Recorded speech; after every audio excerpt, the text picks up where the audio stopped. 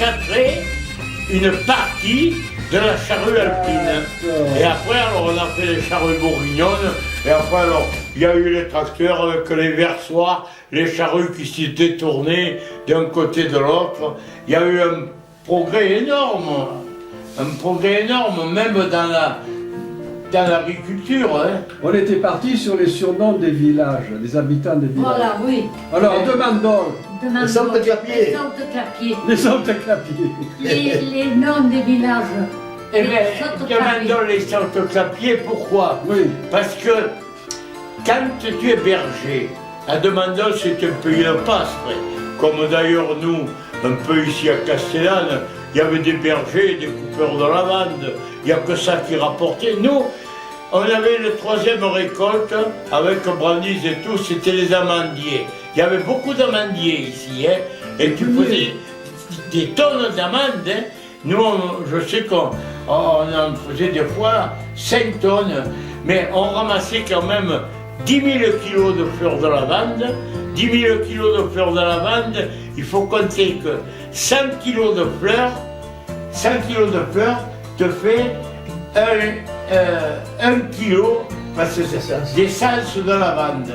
1 kilo ça s'appelle huile essentielle, voilà, 1 kilo. Alors on faisait 10 tonnes de lavande, 10 tonnes de lavande, divisé par 100, ça faisait 5 kilos, on faisait 5 kilos d'essence, nous, hein, qu'on revendait à Grasse.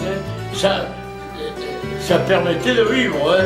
100 kilos d'essence. Mais qui nous pas tout Castellane. C'est par La famille, Raphaël. Ah, Arayop alors. Arayop.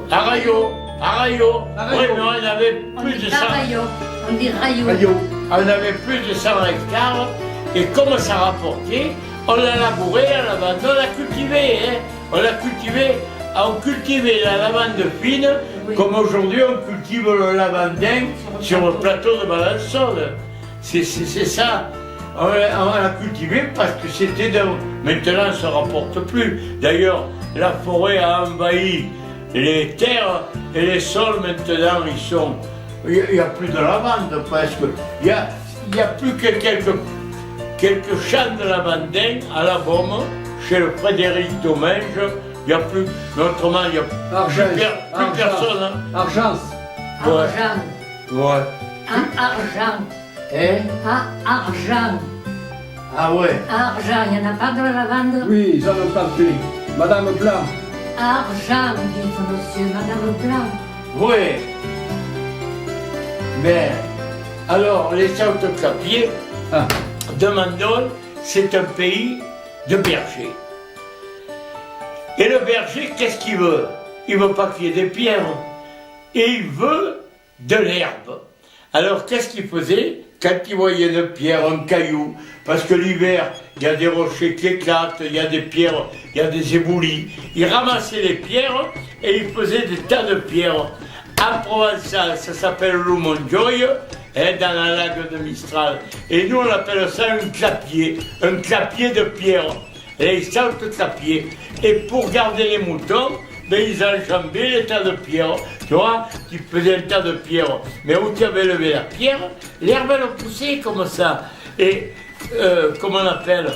Les bergers, ils te raconteront, les vieux bergers, mais Colombet par exemple, Augustin Colombet, qui a fait le berger en Cros. Ça s'appelle la Cros, c'est avant la Camargue. Hein. Eh bien, il a fait le berger en Cros pour rouler de la Maurice. Hein. Eh bien, il racontait que quand c'était sec et qu'il y avait du vent, que le vent, il brûlait l'herbe et que l'herbe poussait mal. Eh bien, les moutons, pour manger, ils ne voulaient pas mourir de faim, les moutons. Avec le nez, ils relevaient les pierres. Tu sais, il y avait les pierres, comme ça il dit. Il y avait la crosse, c'est la crosse, ça veut dire, c'est pierreux, c'est plein de... Bon. Eh bien, ils relevaient les pierres, ils mangeaient juste à côté, parce que à côté de la pierre, l'herbe, elle poussait mieux que où il n'y avait pas de pierre, c'était brûlé. C'est quand même formidable. Les Sainte-Clapiers.